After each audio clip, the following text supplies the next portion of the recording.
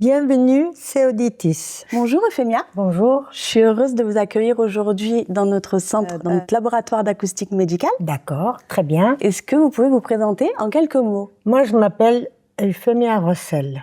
Et puis, j'ai les appareils. La semaine prochaine, je vais avoir 81 ans. Vous êtes très belle. Et puis, j'étais restauratrice dans ma vie. J'ai eu des restaurants à Genève, voilà, c'est tout. D'accord. Et puis maintenant, je suis veuve depuis 34 ans. J'habite à Genève. Et puis voilà. D'accord. Du coup, vous avez quand même été pas mal exposée au bruit durant votre vie? Oui, évidemment, j'avais des restaurants. Hein.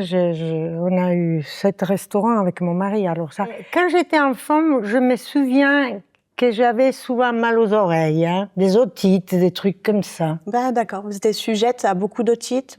Oui, ça c'est vrai.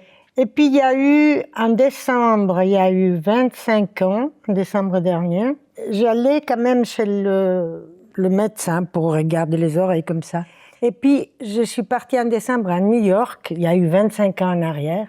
Et quand l'avion a commencé à descendre sur l'aéroport, je commençais à avoir très très mal à la tête. J'ai cru que ma tête allait éclater. Voilà, j'ai passé quelques jours parce que j'avais une fille là-bas, j'ai passé Noël là-bas et tout. Et quand je suis revenue, je suis allée chez mon médecin pour les oreilles. Et puis il m'a dit, il y a votre tympano, Le tympan. Le tympan qui a éclaté. Ah, qui s'est cassé. Voilà. Alors, faites attention. Il m'avait envoyé encore chez un médecin, je sais pas quoi. Il me disait que pour faire une opération, c'était compliqué parce qu'il fallait faire une... Les examens pour l'opération? Oui, vous non. Et l'injecte, ça veut dire quelque chose qu'on vous pose dans l'oreille.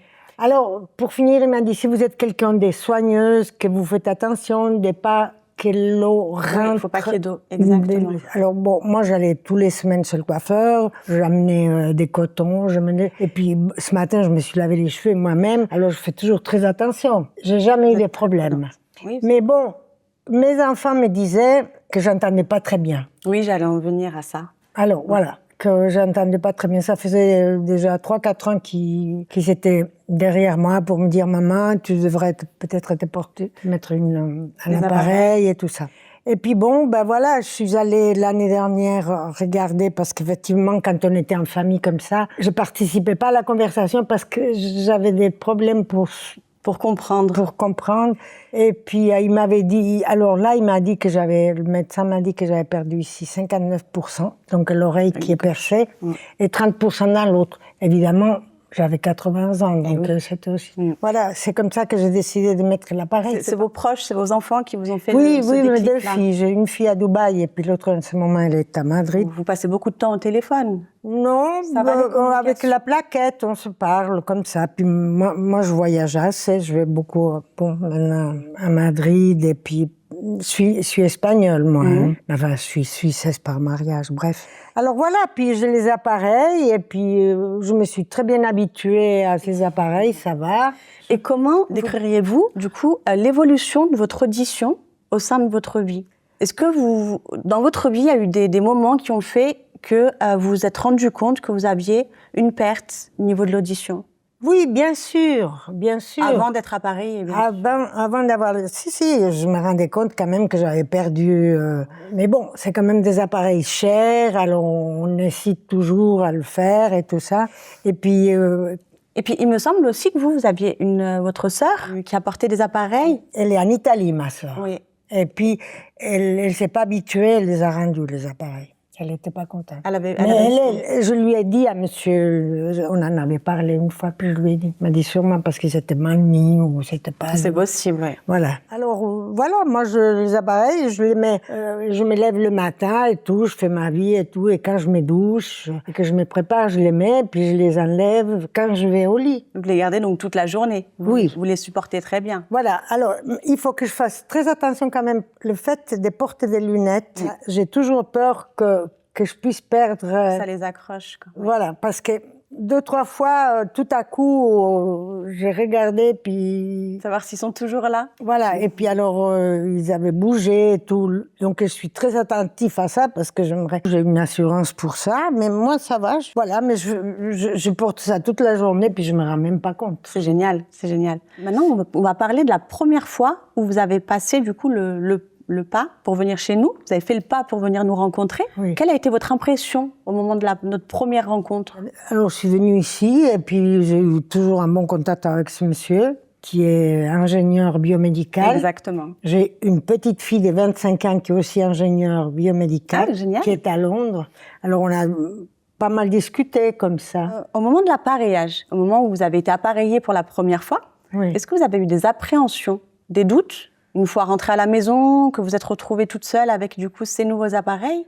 Oui, c'est sûr qu'au début, en plus, j'ai le chargeur. Et puis, j'avais pas compris qu'il fallait mettre le rouge d'un côté puis le bleu. Alors, je me disais, mais ça marche pas parce que, Ça en fait, et quand je suis revenue, on en a discuté, puis voilà, il m'a expliqué. D'ailleurs, j'ai même l'appareil là, le chargeur que je l'ai mis. Oui, ça va. Moi, écoutez, moi, je les mets le matin et puis je suis bonne toute la journée avec. C'est génial. Donc, on a su répondre du coup à vos doutes, à vos appréhensions. L'équipe a su être présente pour vous à ce moment-là. Oui, oui. En tout cas, le monsieur, il a toujours été très bien. Moi, très professionnel. Alors, je suis venue, je sais plus quand, mais peut-être le mois d'avril parce que je vais partir un peu en Espagne là pour Pâques. Alors après, je voudrais avoir un rendez-vous. Je pense qu'il faudrait que je vienne tous les 3-4 mois. Alors, tous les 3-4 mois, vous pouvez passer au centre sans rendez-vous. Oui, D'accord. la dame qui est là, elle me nettoie les appareils. Exactement. Ça, c'est pour vraiment l'entretien des appareils. Tous les 3 mois, c'est très bien. Il n'y a aucun problème. On est disponible pour ça, d'accord? Et pour ça, il n'y a pas besoin de rendez-vous. D'accord. Oui, ça, je sais, parce que parfois, moi, j'habite à la Chevillarde, là, en face de l'école internationale. Là. Alors, je prends Parfois, je viens même à la COP. D'ailleurs, j'étais tout à l'heure aussi à la COP et j'ai profité à la COP. Et puis après, si je passe, alors la dame, elle me dit, vous voulez qu'on vous le nettoie? Voilà. On est vraiment disponible pour ça, il n'y a pas de souci. Voilà. D'accord. Du coup, aujourd'hui, qu'est-ce que les appareils vous apportent au quotidien? En sachant que vous étiez quand même très réfractaire du fait de porter des appareils. Aujourd'hui, est-ce qu'il y a une vraie différence pour vous? Une différence, c'est-à-dire que j'entends mieux. Oui. Et puis que je me pose plus de questions maintenant. Ça est devenu quelque chose qui est tellement dans mes oreilles. Par exemple, ce matin, je sors où j'habite. Je rencontre une dame italienne qu'elle prenait aussi le tram pour venir. Elle allait à tout près, je sais pas, faire des courses. Et puis, elle a aussi des appareils. Et puis, en parlant comme ça, elle n'entendait pas. Puis je dis, mais vous n'entendez pas? Elle a dit, ah oui, mais j'ai pas mis les appareils. Vous voyez? J'ai dit, moi, dès que je me douche, que je me prépare, je les mets. Voilà, tous les matins. C'est devenu vraiment une habitude. Oui. Et ça fait partie de votre quotidien aujourd'hui. Absolument. Génial. C'est très bien. Oui, moi, tout à fait, je suis contente. Et puis, quand je vais à Madrid, j'ai dit à ma fille, je vais souvent à Madrid, et puis en novembre, j'étais là-bas, parce que c'est depuis le mois de mai que j'ai ça, mai, juin. Alors, j'ai dit, est-ce que tu sens que ça va mieux pour moi, que j'entends mieux mes Vous faites moins répéter. Voilà, et puis elle m'a dit, oui, maman. Ah, c'est bien. Donc, voilà. Ça, c'est positif. Elle est contente, elle me dit, si, maman, parce que c'est vrai, dès qu'elle s'est tournée et qu'elle me parlait, il y avait un manque de compréhension. Voilà, c'est ça. Tandis que maintenant, voilà, je ne lui demande plus, parce que j'entends mieux. C'est important. Puis la télé, moi, je vis seule. Je regarde la télé le soir, ou les nouvelles, ou tout ça. Mais si, par exemple, un soir, je les enlève parce que je vais aller au lit, et puis tout à coup, je dis, ah tiens, il faudrait que je regarde encore ça, je me rends compte qu'il faut que je monte beaucoup. Le son de la télé ou de la radio? Oui. Ouais. Voilà. Très bien. Si vous devriez décrire Auditis, l'équipe Auditis, donc nous, en une phrase, en un mot, quel ressenti? Moi, j'ai eu surtout contact avec le monsieur parce que l'autre dame, elle m'a nettoyé les appareils, puis elle est toujours assise là où vous étiez. Moi, très bien. Moi, je suis contente avec ce monsieur. Et même si ma sœur devait venir d'Italie se faire ça, je l'amènerais ici, voilà. Ah, très bien. Parce que c'est vrai. Vous avez un bon ressenti. Oui, absolument. Très bien, très gentil et puis très professionnel quand il me fait les réglages et tout ça aussi. Moi, j'ai rien. Voilà. Je crois que c'était bien que je le fasse. C'était important. Il fallait le faire. Voilà. Un message pour ceux qui aujourd'hui hésitent encore à franchir le cap de l'appareillage. Qu'est-ce que vous auriez à leur dire? Je leur dirais que s'ils ont des problèmes d'entendre comme il faut qu'ils se mettent des appareils parce que ça nous facilite la vie quand même. C'est beau. Ça nous facilite le jour comme ça. Moi, en fait, je me rends même pas compte que je les ai. Vous voyez, j'y pense pas, je les ai. Et moi, je bouge parce que bon, j'ai 81 ans, mais je suis en forme, je sors beaucoup, je marche, je fais mes courses, je fais des trucs. Je fais une vie normale avec ça. Ça vous perturbe pas au quotidien? Ça fait partie de votre quotidien aujourd'hui. Ouais. C'est très bien. Alors, c'est le mot qui me venait pas. Mon médecin, là, il y a 25 ans, qui m'avait envoyé chez un spécialiste, un chirurgien pour les oreilles, ou je sais pas quoi, m'avait dit il fallait faire une greffe. C'est ce qui était très compliqué. Du tympan. À moins que si j'étais quelqu'un des soigneuses et que je faisais attention, tout ça. Voilà. Moi, en tout cas, j'ai jamais mal à l'oreille. J'ai jamais eu mal parce que je fais toujours très attention. Parce que vous avez fait vraiment très attention durant 25 ans. C'est énorme. Voilà. Oui, c'est vrai. Mais bon.